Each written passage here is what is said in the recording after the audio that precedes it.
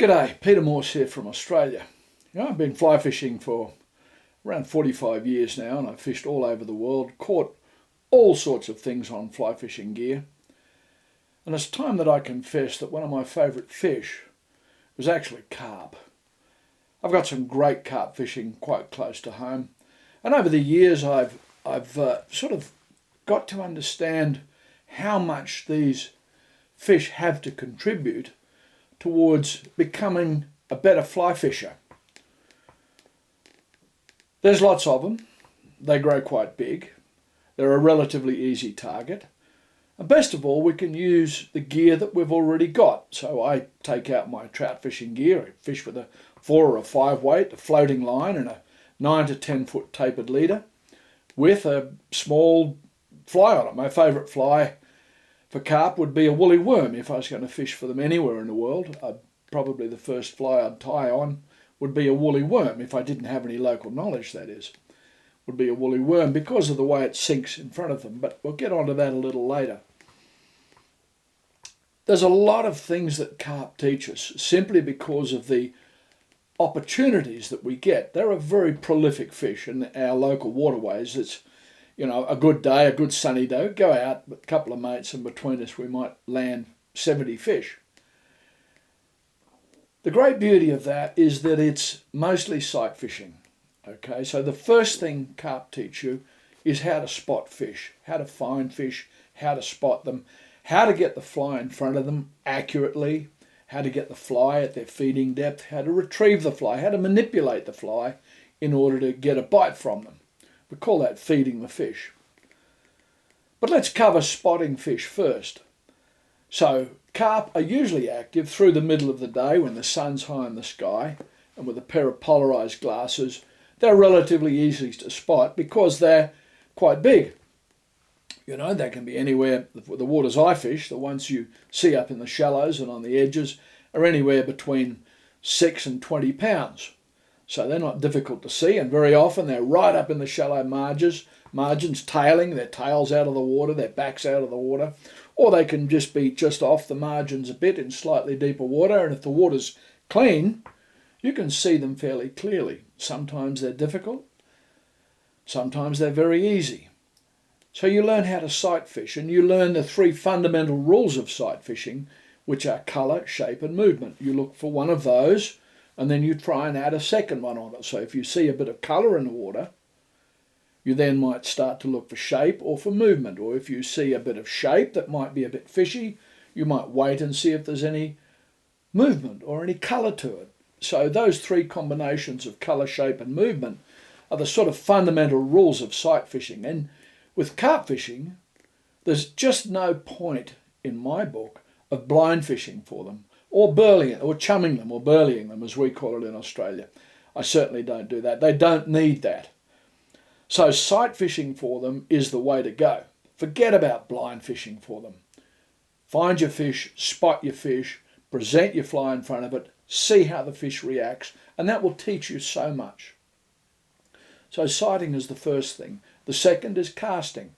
Most casting for carp is between 15 and 30 feet. So you don't need to make long casts. And if you're relatively new to the sport, if you fluff a cast, there's usually another carp, another 20 or 30 feet along the back, where I live anyway.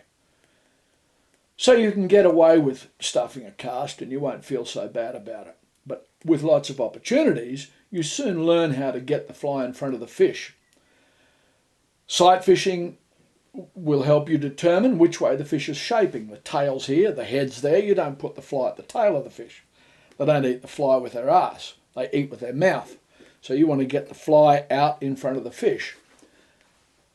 The only way you'll know which way it's facing is by spotting it. And very often the lips, the yellow lips like this, when they feed, they'll shoot out and you'll see that little flash of yellow.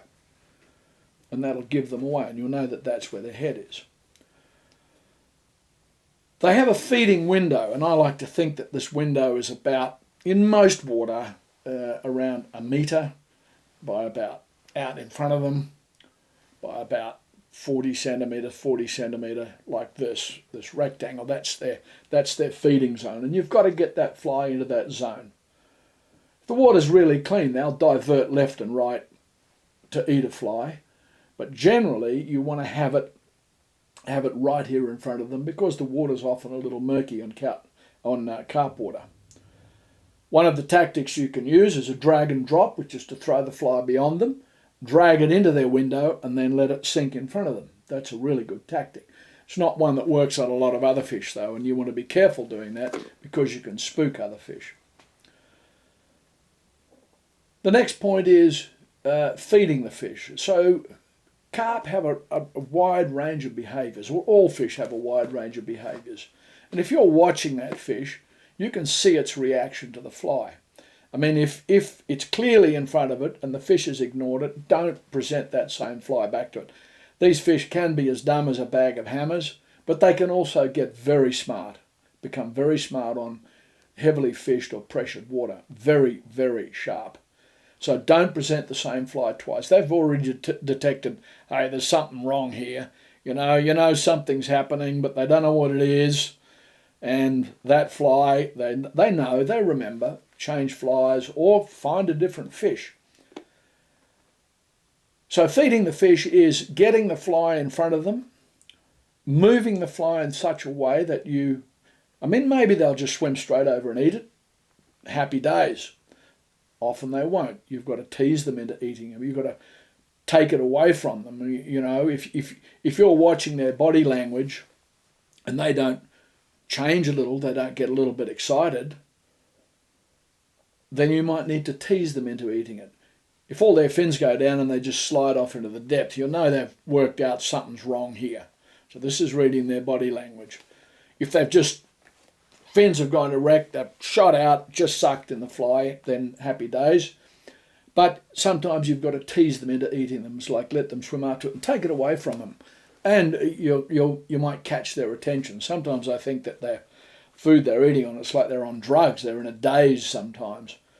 And so you've got to feed the fish and get it eating. So the next thing they'll teach us is lots about fighting fish. I generally fish a 6-pound tippet most of the time on a 4 or a 5 weight. You get a 15-pound fish. And you've got to fish pretty well to land that fish. So I'll use a lot of side pressure. If the fish is swimming this way, I'll pull it back this way. I'll pull it this way. I'll pull it from the opposite direction it's swimming in as much as I can in order to mess with its ability to swim. If it's swimming like that, I want to be pulling from one side so that I'm pulling its head like so and turning it. And when I turn it this way and it starts to come this way, I want to turn it back the other way. And when you get them in close, which is, you've often got to land this thing by yourself, and you get a high rod. I don't want that high rod. I want to knock this fish right up. So I'll actually pull them from underneath, get the rod tip down very low, pull them from here and flip them over, stand them on their head. That really messes with their ability to swim. And you can take that technique and apply it on the flats in salt water and on trout, on any fish. You pull them from underneath and flip them over. You really mess with their let's say their confidence, their ability to swim. You break them very quickly when you do that to them. So they'll teach you a lot about fighting fish. What else do they teach us? They teach us about line management. One of the things, I teach a lot of fly casting, I teach a lot of fly fishing.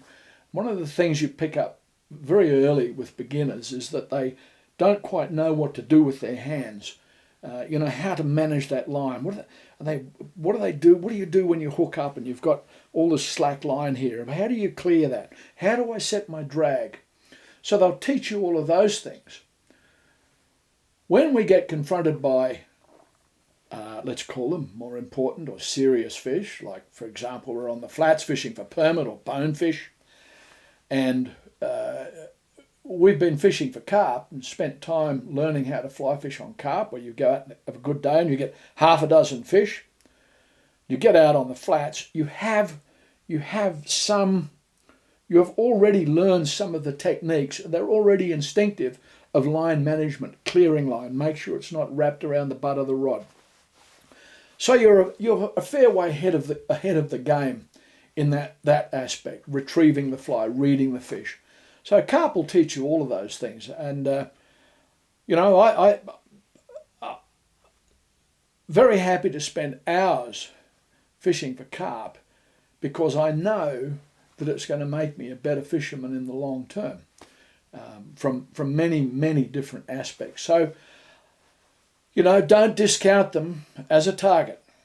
They are, in my view, a seriously good fly rod target. And I got lots of friends who used to trout fish all season, but now put in most of their time chasing carp, and trout are almost a little side thing. They love fishing for them, and I'm in that category myself. I enjoy fly fishing for them very much, particularly through that middle of the day period. I can leave the morning and the evening for other fishing, but in the middle of the day when not a lot can be happening, that's when I'll go carp fishing, and I would encourage you to do the same.